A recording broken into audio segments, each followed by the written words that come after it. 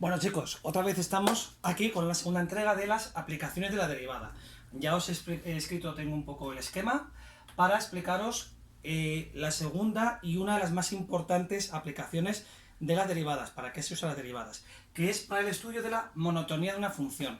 Cuando veamos la representación de una función, que la veremos en breve, vamos a ver que podemos hacer una función, dibujarla entera con la información que nos dan los máximos y mínimos. Ya aprendimos a esbozar funciones con la ayuda de las asíntotas y los puntos de corte, pero con los máximos y mínimos ya podemos saber exactamente dónde la curva hace un máximo, un mínimo, cuando es cóncava y convexa y una serie de cosas. Y esa información la vamos a completar con esto. Entonces, todos los trocitos que hemos estado viendo hasta ahora de funciones, cómo calcular un límite, cómo calcular una asíntota, cómo estudiar la continuidad, cómo el dominio de una función, las derivadas, todo eso que estamos viendo luego va a entrar dentro de un pack grande que es la representación de una función. Y dentro de la representación de una función veremos que todas las herramientas que hemos estado aprendiendo valen para representar una función completa con todos sus elementos. Bien, entonces, sin más dilación, vamos a explicar la segunda aplicación de la derivada. La primera era cómo calcular una recta tangente a una curva, que como veis es sencillo, lo preguntan mucho, así que estudiadlo bien. Os he puesto los casos más típicos. Y vamos a ver la segunda, monotonía de una función. ¿Qué es la monotonía de una función? La monotonía de una función, cuando nos pregunten a la monotonía de una función o estudian los extremos relativos, me están hablando de el crecimiento y decrecimiento de una función. Cuando crece, cuando decrece, cuando crece, cuando decrece. Y los extremos relativos. Los extremos relativos son los máximos y mínimos, que se llaman en conjunto extremos relativos, ¿vale? Bien, os he hecho aquí un pequeño esquema con respecto a lo que os conté antes en el vídeo de la tangente, ¿vale? Y he recuperado he recuperado la última parte que os dije en el vídeo, que os he dicho en el vídeo anterior. Aquí tenemos, como veis, todos sabemos lo que es un máximo y un mínimo. Aquí tenemos un máximo, aquí tenemos otro máximo y aquí tenemos un mínimo, ¿vale? Esta m es la pendiente, ¿vale? No es la m de mínimo, ¿vale? Fijaos, aquí la pendiente es 0. ¿Por qué? Porque si yo trazo una recta tangente a este punto, la tangente sale horizontal. En este punto aquí, en este por ejemplo no. Aquí por ejemplo no. Aquí en este punto no es horizontal, sale una cosa así. Si me la piden en este punto, pues tampoco es horizontal, sale una cosa así, ¿vale? Entonces, fijaos, a lo que voy es que la particularidad que tienen los máximos y los mínimos es que la pendiente de la recta tangente en ese punto es 0, ¿vale? Es lo que se llama tangente horizontal, ¿vale? Cuando nos hablen de tangente horizontal, nos están diciendo que la pendiente es 0, es decir, que f' de la función, que es como se calcula la pendiente, que lo expliqué antes, es 0. Y así es como vamos a calcular los extremos relativos y el crecimiento y decrecimiento de una función. Entonces, consiste en, primer paso, hacemos la derivada de la función, ¿vale? Segundo paso, la derivada de la función la igualamos a 0 y me van a salir los puntos donde la pendiente es horizontal. Me van a salir, me puede salir solo uno, o me pueden salir dos, o tres, los que sean. Esos puntos que salen son extremos relativos, ¿vale? Bien, una vez que ya tenemos los puntos, tenemos que clasificarlos en máximos y mínimos. Entonces, lo que se hace es, representamos la recta real y hacemos el estudio de la primera derivada, ¿vale? Estudio de la primera derivada. Colocamos aquí los puntos que nos ha dado los extremos relativos y estudiamos el signo de la derivada, no de la función original, sino de la derivada. Entonces, cogemos valores por debajo de x1, entre x1 y x2 y por encima de x2. Y lo sustituimos en la primera derivada, que lo pone aquí. Si, por ejemplo, me da, yo qué sé, más, luego me da negativo y luego me da positivo, me está diciendo positivo, si la derivada es positiva, quiere decir que la pendiente es positiva. Crece. Si es negativo, la pendiente es negativa. Eso quiere decir que está decreciendo. Y si aquí me da positivo, quiere decir que está creciendo. Por lo tanto, aquí crece, decrece y aquí crece.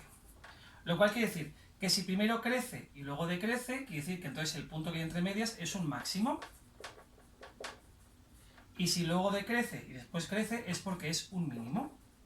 Por lo tanto, ya tendríamos clasificado que x1 es un máximo y que x2 es un mínimo. Cuidado, que estáis calculando solo la coordenada x. Cuando nos piden el máximo y el mínimo, para sacar las coordenadas, ¿vale? La coordenada y, ¿cómo se saca? Pues de toda la vida. ¿Cómo se saca en una recta la y? Metiendo el valor de la x en la función. Entonces yo meto el valor de la x en la función original. Cuidado, que aquí os confundéis un montón. No en la función derivada, en la función original. Entonces, el máximo tendrá de coordenadas x1 y de coordenada y tendrá lo que me dé f de x1. Y el mínimo será x2 y lo que me dé de coordenadas x2. ¿Vale? Bien, esta es la teoría de cómo calcular máximos y mínimos y crecimiento y decrecimiento. Vamos a hacerlo para esta función, ¿vale? Tenemos aquí un ejemplo. Entonces, lo primero que vamos a hacer es derivarla. Que sería 30x a la cuarta menos 60x al cubo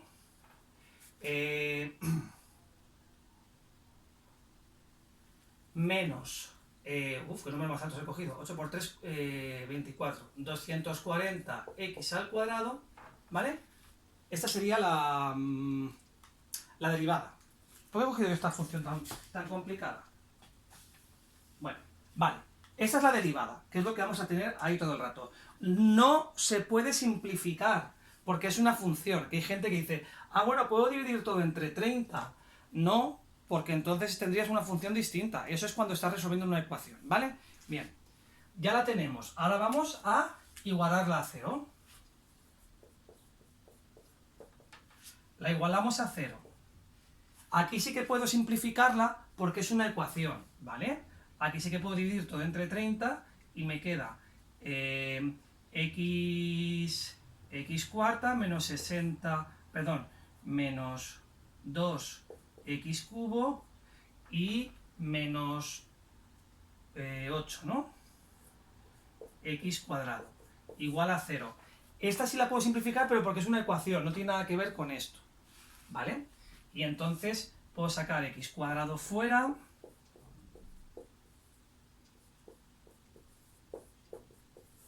Y me queda, ya tengo la primera solución que es 0, ¿vale?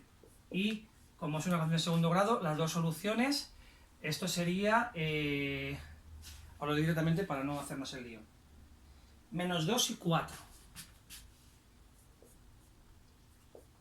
Menos 2 y 4. ¿Vale? Bien.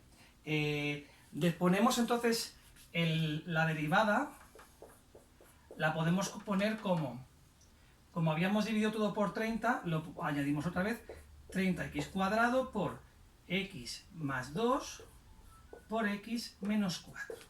¿Vale? Esa sería la derivada descompuesta. Bien.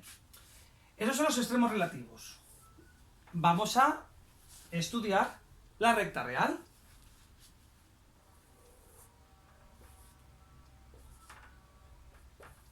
Tenemos el menos 2, el 0 y el 4.